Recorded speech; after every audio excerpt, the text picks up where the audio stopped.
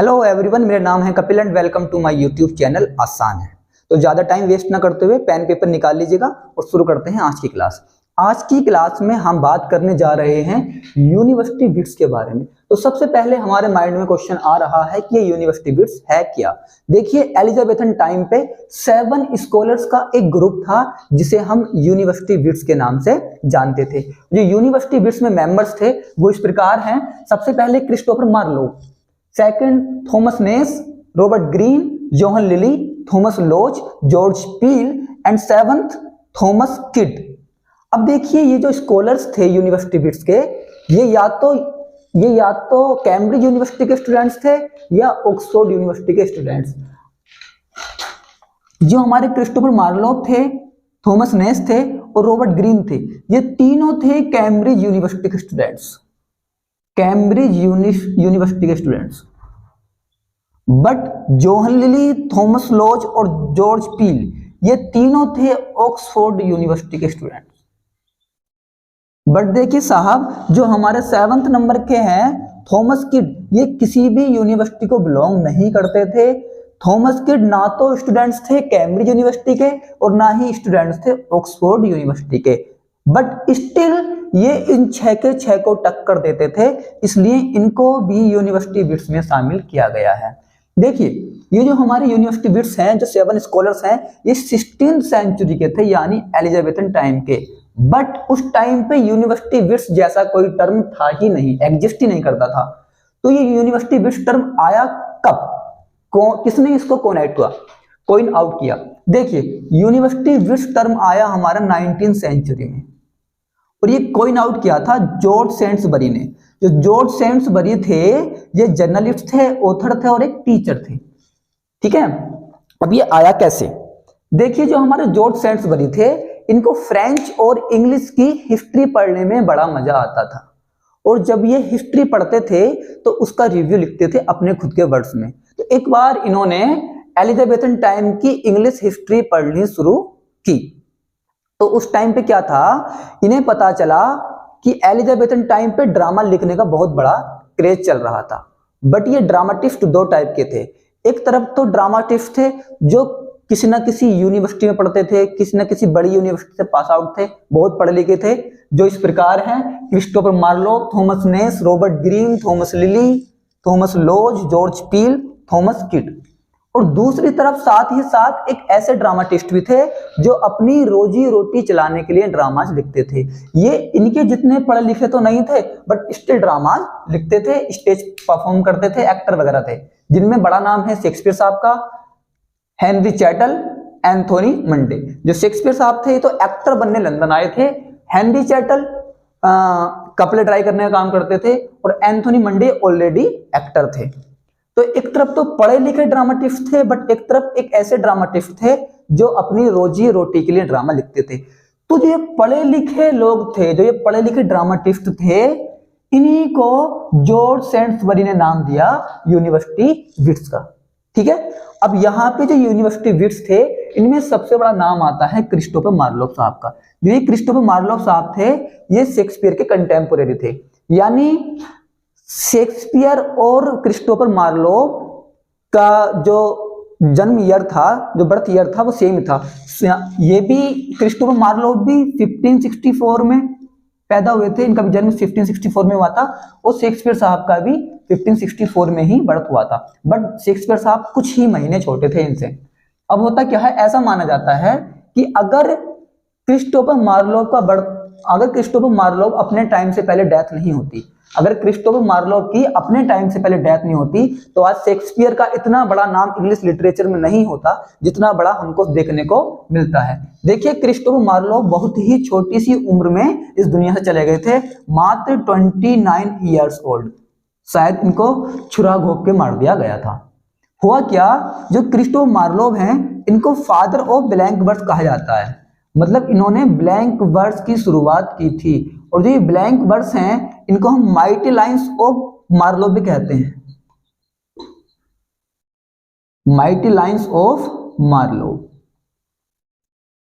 अब देखिए, ये जो यूनिवर्सिटी बिट्स थे, जो स्कॉलर्स थे ये तो इनकी माइटी लाइंस यानी ब्लैंक वर्ड्स को आगे नहीं बढ़ा पाए। अब ये किसके हाथों में पहुंच गई?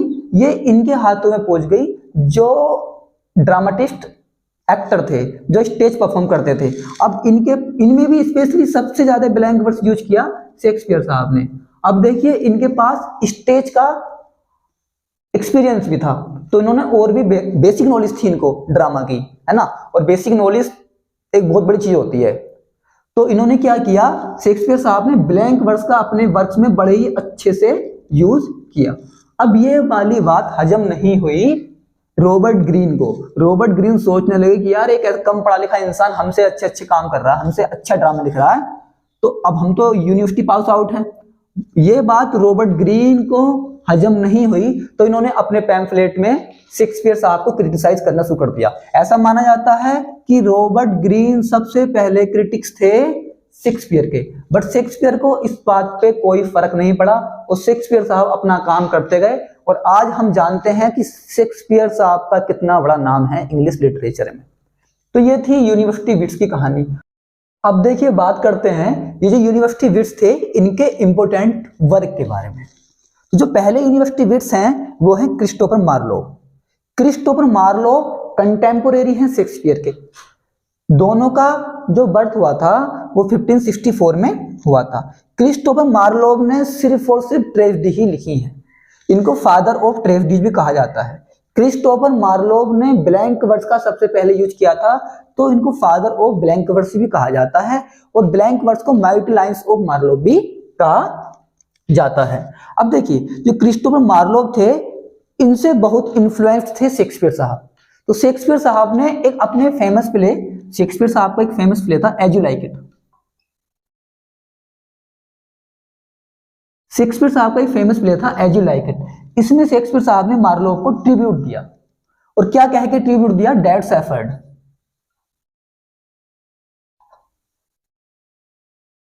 डेड सेफर्ड एड्रेस करते हुए ट्रिब्यूट दिया as you like it play में शेक्सपियर ने मार्लोव को।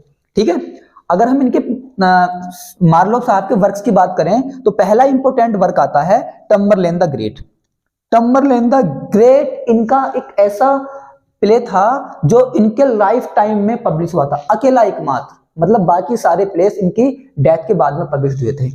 अभी जो टम्बरलेन द ग्रेट था ये 2 पार्ट्स में आया।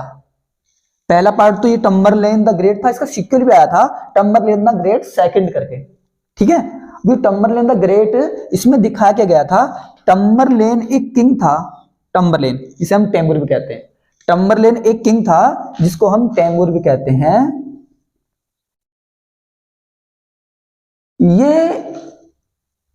ये था central Asian emperor. Central Asian emperor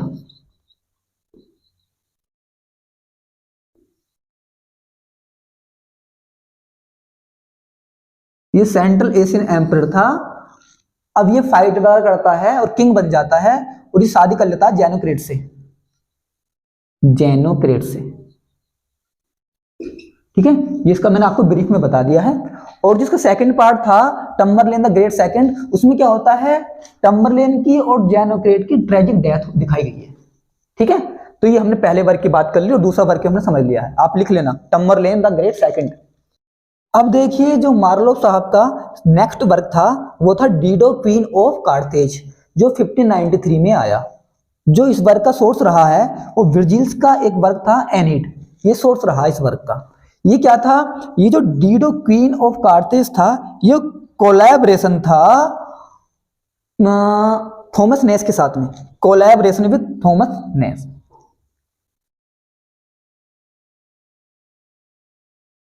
ये कोलैबोरेशन वर्क था थॉमस नेस के साथ में भाई।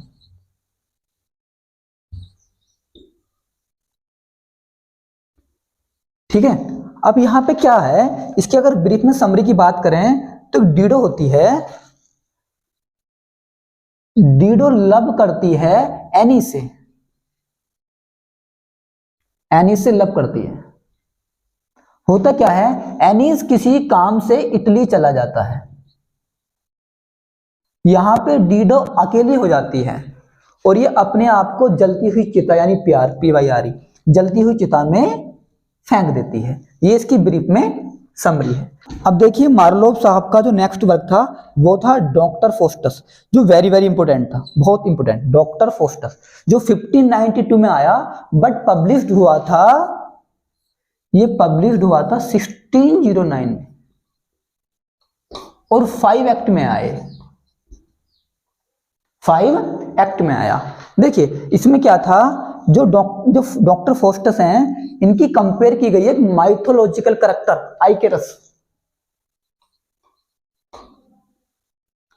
आइकेरस से कंपेयर की गई है फोस्टस की।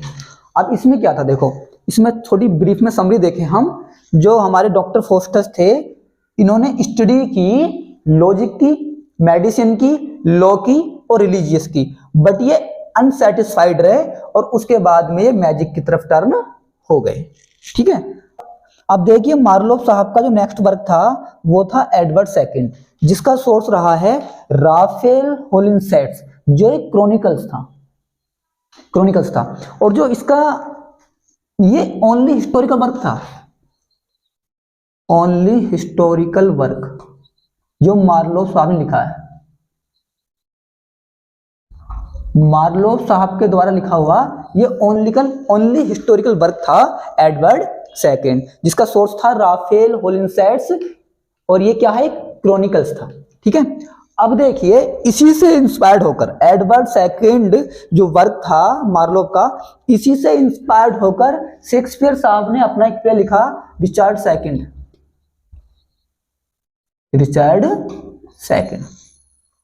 अब जो नेक्स्ट वर्क है हम मार्लोव साहब का वो है हीरो एंड लिएंडर, जो 1593 में आया। ये एक इपिक पोएम थी, मार्लोव साहब की क्या थी, एक एन इपिक पोएम, ये इपिक पोएम थी मार्लोव साहब की। अब देखिए इसी से इंस्पायर होकर विलियम शेक्सपियर ने लिखा वीनस एंड एडोनिस।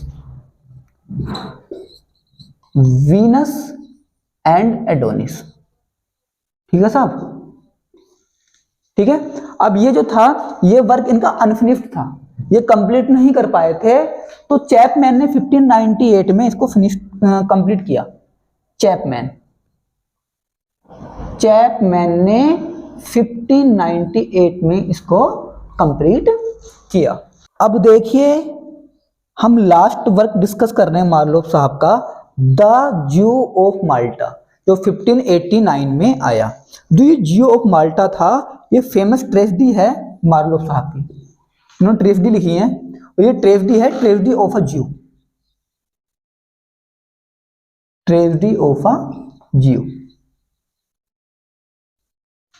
ठीक है। देखिए विलियम शेक्सपियर साहब ने इसी वर्क से इन्फ्लुएंस होकर मर्चेंट ऑफ वेनिस लिखा, यानी सोर्स था ये विलियम शेक्सपियर के मर्चेंट ऑफ वेनिस का। ठीक है, ये एकमात्र वर्क था मार्लोव साहब का जिसमें उन्होंने ब्लैंक वर्स यूज नहीं किया था। ठीक है, इसमें इन्होंने ब्लैंक वर्स यूज नहीं किया था,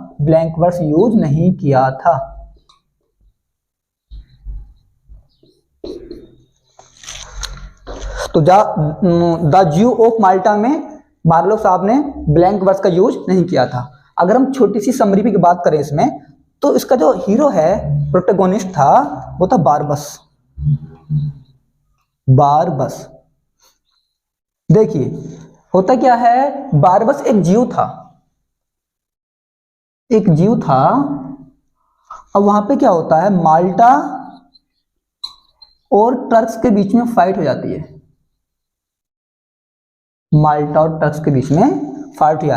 तो जो माल्टा की जो गवर्नमेंट होती है वो ज्यू को बंदी बना लेती है। अब इसके खिलाफ आवाज उठाता है बारबस, तो बारबस अपने एनिमीज को मारने के लिए गन पाउडर का इस्तेमाल करता है, बट वो खुद ही मर जाता है, तो ट्रेजिक डेथ हो जाती है बारबस की। तो ये थे क्रिस्टोफर मार्लोव के कुछ important works.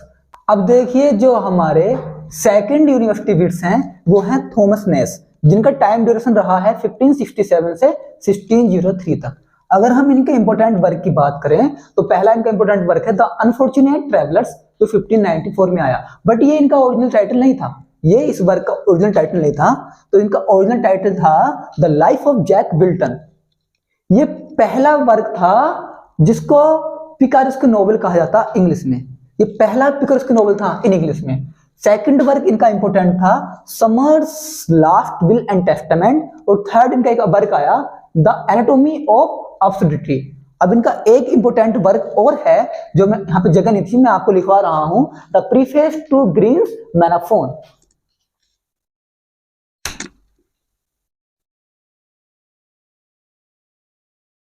The preface to Green's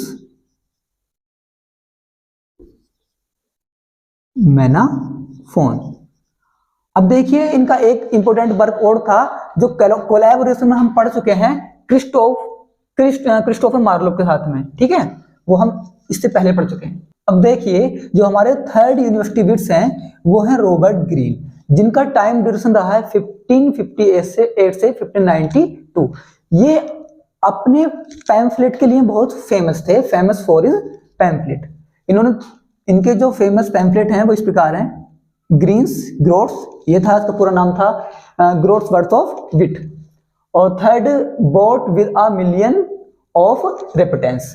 अब देखिए रॉबर्ट ग्रीन से शेक्सपियर की जो सफलता थी वो हजम नहीं हो रही थी, तो इन्होंने कमेंट किया था शेक्सपियर पर, an upstart crow beautified with our feathers, connect है भाई, an upstart crow beautified with our feathers, यानी एक ऐसा कौवा जिसने शुरुआत की है हमारे पंखों से, हमारे सुंदर पंखों से, इसके खुद के पंख नहीं है। एक कमेंट किया था शेक्सपियर पर, और एक कमेंट किसने किया था?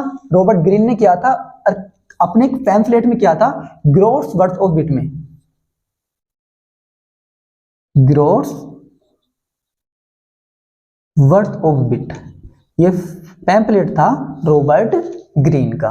अगर हम रॉबर्ट ग्रीन के इंपोर्टेंट वर्क की बात करें तो इनका पहला इंपोर्टेंट वर्क था मेडेंस ड्रीम जो 1591 में आया, ये एक वर्क था। Second one is Friar Bacon and Friar Bungay, और या इसका दूसरा नेम था, ओरिजिनल टाइटल कहेंगे इसको हम, honourable history of Friar Bacon and Friar Bungay, लिख लेना। ये कॉमेडी थी और 1590 में आई।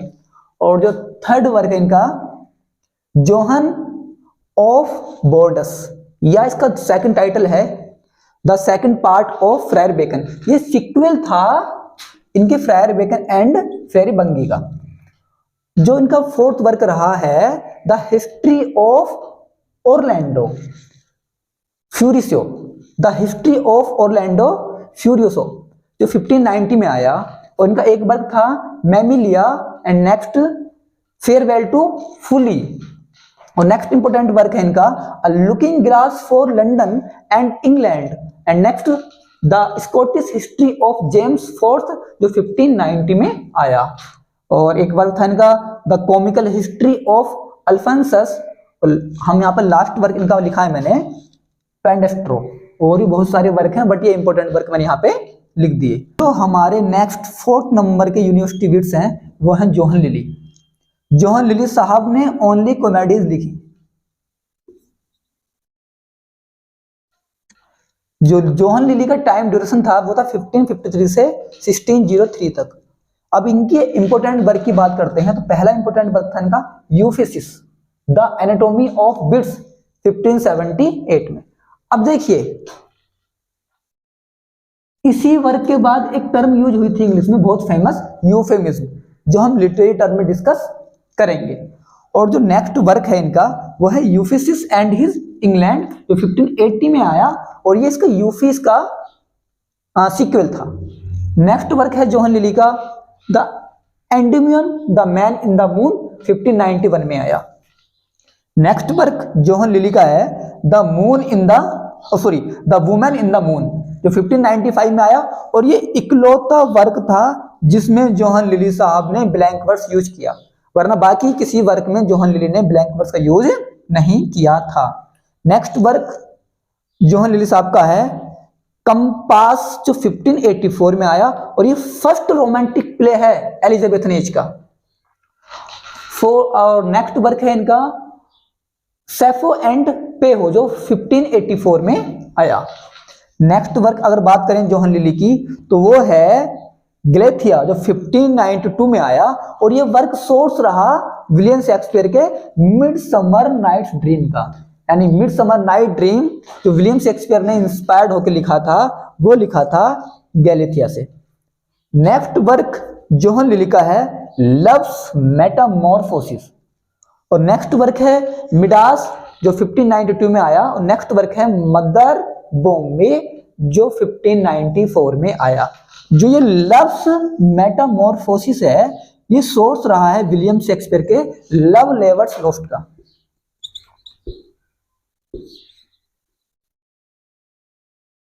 लव लेवर लॉस्ट का, तो लव लेवर लॉस्ट लिखा था विलियम शेक्सपियर ने, वो लव्स मेटामॉर्फोसिस से इंस्पायर होकर लिखा था, ये जोहन लिली के द्वारा लिखा गया था।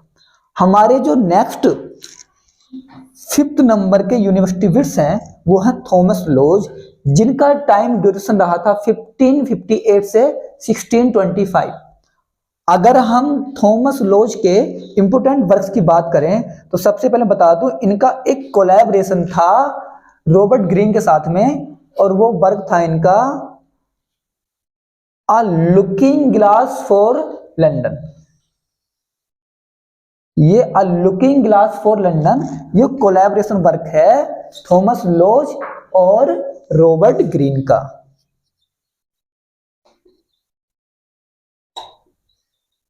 मतलब दोनों ने साथ में मिलके लिखा था।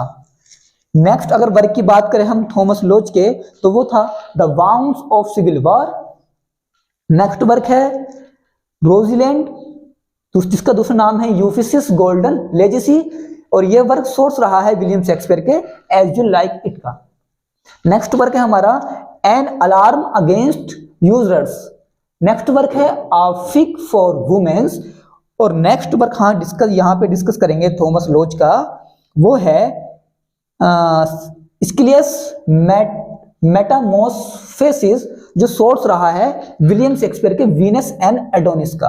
अगर नहीं दिख रहा हो तो लिख लेना, ये जो वर्क रहा है स्किलियस मेटामॉर्फोसिस, ये विलियम शेक्सपियर के वीनस एंड एडोनिस वर्क का सोर्स रहा है। अब जो हमारे नेक्स्ट 6 नंबर के यूनिवर्सिटी विट्स हैं वो हैं जॉर्ज पील, जिनका टाइम ड्यूरेशन रहा है 1556 से 1596 तक। इनकी डेथ हो गई थी ड्यू टू पॉक्स, यानी डाइड ऑफ पॉक्स, ये पॉक्स से इनकी डेथ हो गई थी। ठीक है, अगर हम इनके इंपोर्टेंट वर्क की बात करें तो इनका पहला इंपोर्टेंट वर्क है टिटस एंड्रोनिकस, और ये टिटस एंड्रोनिकस था, ये इनका कोलैबोरेशन वर्क था शेक्सपियर के साथ में। ठीक है, शेक्सपियर के साथ में मिलकर इन्होंने ये लिखा था। सेकंड वर्क है इनका द अरेंजमेंट ऑफ पेयर्स, जो 1584 में आया था, लिख लीजिएगा।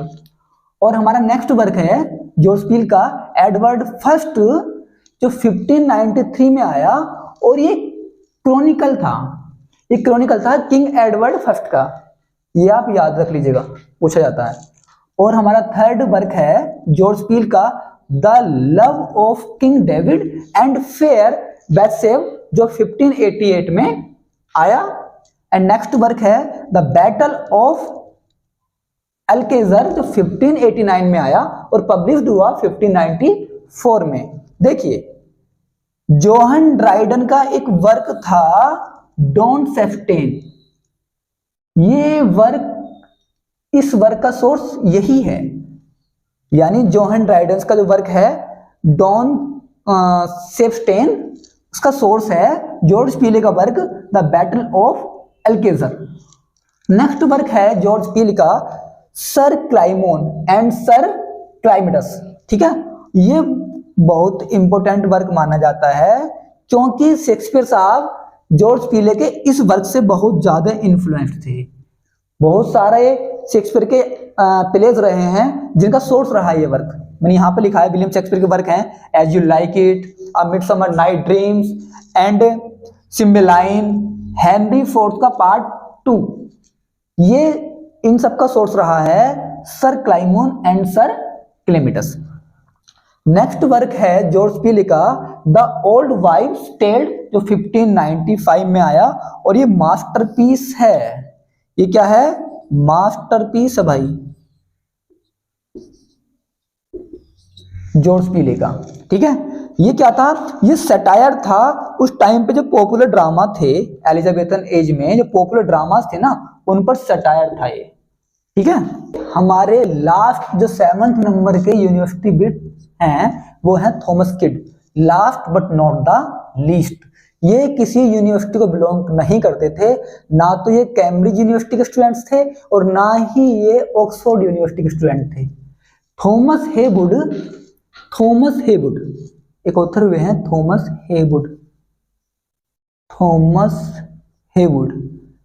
थॉमस हेवुड ने इन्हें प्यार से कहा था फेमस किड। तो पूछा जाएगा फेमस किड किसे कहा जाता है, थॉमस किड को कहा जाता है। किसने कहा, थॉमस हेवुड ने कहा। ठीक है, अगर हम इनके इंपोर्टेंट वर्क की बात करें तो इनका मेन इंपोर्टेंट वर्क एक ही है जिन्होंने इन्हें इतना फेमस कर दिया, और उस वर्क का नाम है द स्पेनिश ट्रेजेडी, जो 1592 में आया। इसका दूसरा नाम ये भी है हिरोनिमो इज मेड अगेन।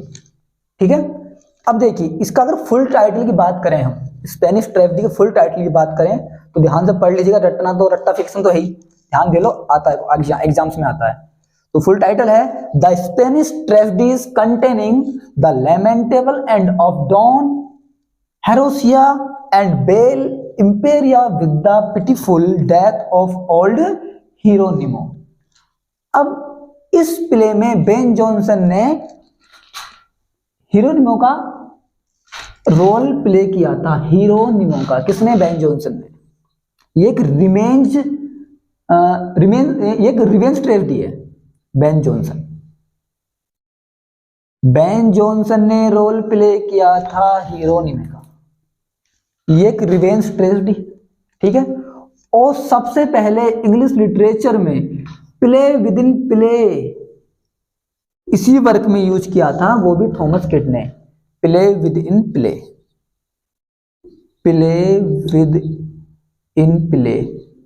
मतलब प्ले के अंदर प्ले छोटे छोटे। उसके बाद में शेक्सपियर ने भी यूज किया अपने हैमलेट में। ठीक है, तो ये थे हमारे 7 के 7 यूनिवर्सिटी विट्स। आई होप आपको यूनिवर्सिटी विट्स अच्छे से समझ आ गए होंगे। हमने डिटेल से यूनिवर्सिटी विट्स को यहाँ पे स्टडी कर लिया है। तो अगर चैनल पर नए हो तो सब्सक्राइब करिए। मिलते हैं नेक्स्ट क्लास में।